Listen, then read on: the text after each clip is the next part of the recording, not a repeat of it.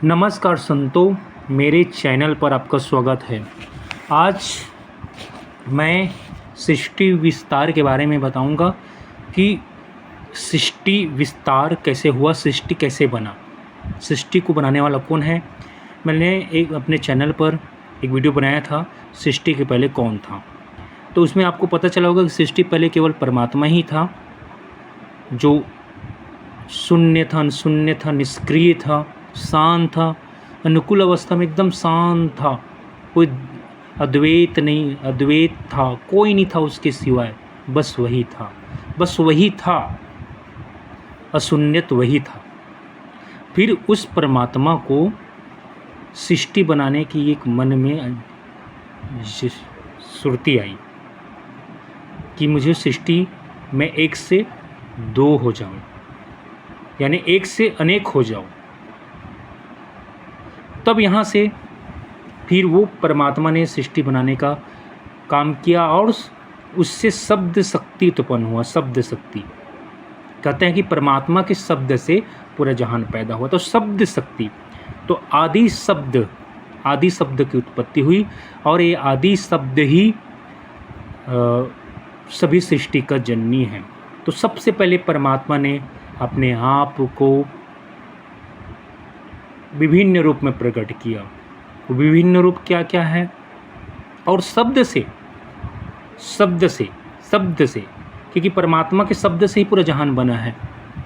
तो फिर आदि जो शब्द है, और कई शब्द हैं जबकि आदि शब्द, तो आदि शब्द से अनामी पुरुष,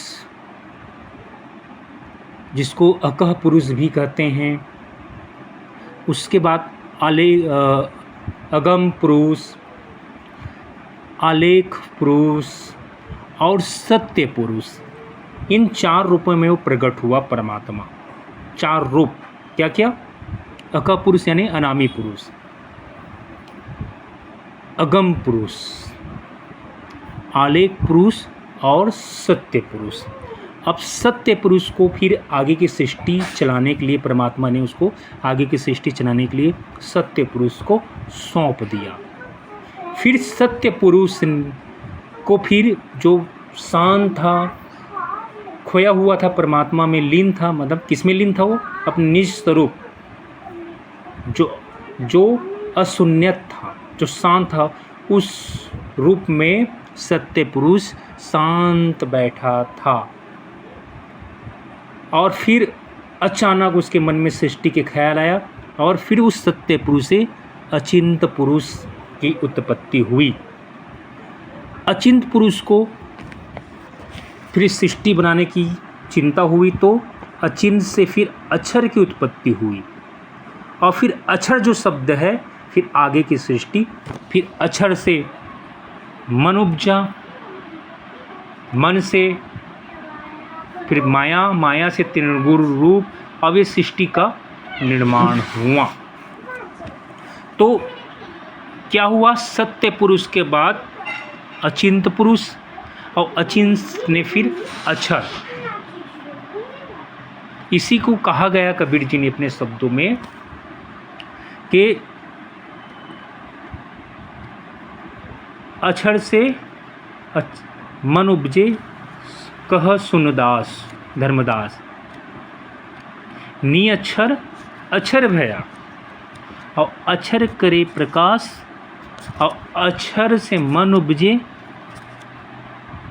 कह सुनो धर्मदास, मन से त्रिगुण माया से धरे रूप, और इसी से धरा सकल स्वरूप। तो क्या हुआ? नी अक्षर से अक्षर भया। ये नी अक्षर क्या है?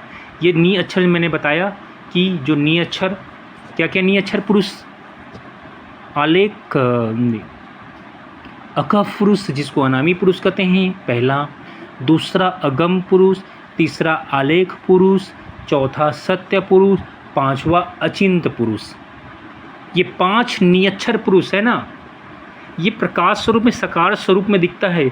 मतलब ये प्रकाश तो है, लेकिन ये पूरा प्रकाश स्वरूप में, इंसान के भांति इसका कार है प्रकाश स्वरूप में, लेकिन इसका रंग रूप नहीं है। ये पांच स्वरूप में बैठा है, लेकिन ये भी परमात्मा नहीं है, याद रखना। ये पांचों में अटक जाते हैं। क्योंकि ये 5 से परे है परमात्मा, उसकी तो कोई सीमा नहीं है उस परमात्मा की। तो परमात्मा जो असीमा सीमा से परे है, जिसकी ओर छोर नहीं, अनादि निरंकार है, वो पहले ये 5 रूप में प्रकट होता है और नीचे की सृष्टि को फिर सत्य पुरुष को सौंप देता है। सत्य पुरुष से अचिंत होता है, अचिंत से अक्षर और फिर नीचे की सृष्टि बनता है। तो अचिंत से फिर अक्षर और अक्षर से फिर मन की उत्पत्ति होती है, मन ही निरंजन, और फिर अक्षर से निरंजन की उत्पत्ति होती है, निरंजन से फिर अष्टांगी की उत्पत्ति होती है, अष्टांगी से फिर ब्रह्मा विष्णु महेश की उत्पत्ति होती है, और इस तरह फिर ये संसार की उत्पत्ति होती है। तो इस तरह ये संसार बना है। अब अभी अक्षर को ही आदि शब्द आत्मा भी कह सकते हैं, लेकिन ये प्योर आत्मा नहीं है, ये प्योर आत्मा नहीं है। तो आदि शब्द ये आगे और चाहता है, तो आदि शब्द अक्षर कह सकते हैं। अक्षर, अक्षर से सृष्टि, नीचे का सृष्टि अक्षर से बना है और उसके ऊपर अचिंत बैठा है, अचिंत के ऊपर सत्य पुरुष बैठा है, सत्य पुरुष के ऊपर आलेख पुरुष बैठा है, आलेख पुरुष के ऊपर अगम पुरुष बैठा है, अगम पुरुष पर अका पुरुष अनामी पुरुष बैठा है। और ये 5 जो नियच्छर है, इसी को नियच्छर कहा। ये 5 नियच्छर है, प्रकाश स्वरूप में नियच्छर है, लेकिन एक निर्गुण नियच्छर पुरुष है, वो तो अलग ही है, वही है असली परमात्मा, लेकिन उसकी हम बात नहीं कर रहे हैं, 5 स्वरूप की बात कर रहे हैं। और फिर इसी को कहा नी अक्षर से अक्षर भया और अक्षर किया प्रकाश, और अक्षर से मन उपजे सुनो धर्मदास, कि अक्षर से मन यानी मन ही निरंजन है, और फिर माया के त्रिगुण से यानी माया के त्रिगुण सतोगुण रजोगुण तमोगुण ब्रह्मा विष्णु महेश अष्टांगी और निरंजन इस निशी के सृष्टि का मालिक है। इसी को कई जगह ये कहा गया है कि परमात्मा की 16 पुत्र, 16 पुत्रों में निरंजन भी आता है। निरंजन ही काल पुरुष है, निरंजन ही काल पुरुष है। तो ये निरंजन काल पुरुष जो है फिर नीचे अष्टांगी से मिलकर ब्रह्मा विष्णु महेश और ये सारे स्थूल संसार की रचना करता है। अब ये जो संसार है ये काल पुरुष निरंजन तक का सीमित है, निरंजन तक का, काल पुरुष निरंजन तक का, नीचे का जो सृष्टि है। और फिर निरंजन भी किसके अधीन है? अक्षर पुरुष के अधीन है। और अक्षर पुरुष किसके अधीन है? अचिंत पुरुष। अचिंत किसके अधीन है? सत्य पुरुष। तो ये नीचे का मालिक जो सत्य पुरुष है, लेकिन कई लोग सत्य पुरुष को ही परमात्मा समझ बैठते हैं। सत्य पुरुष के ऊपर भी है उस अरे असली परमात्मा का सीमा नहीं है भाई। हमें तो अभी तक हम अका पुरुष तक, कबीर ने तो अका पुरुष तक बात किया है। कबीर ने अका पुरुष, उसके आगे कभी बात कबीर ने गुप्त रख दिया, उसकी आगे की बात गुप्त है।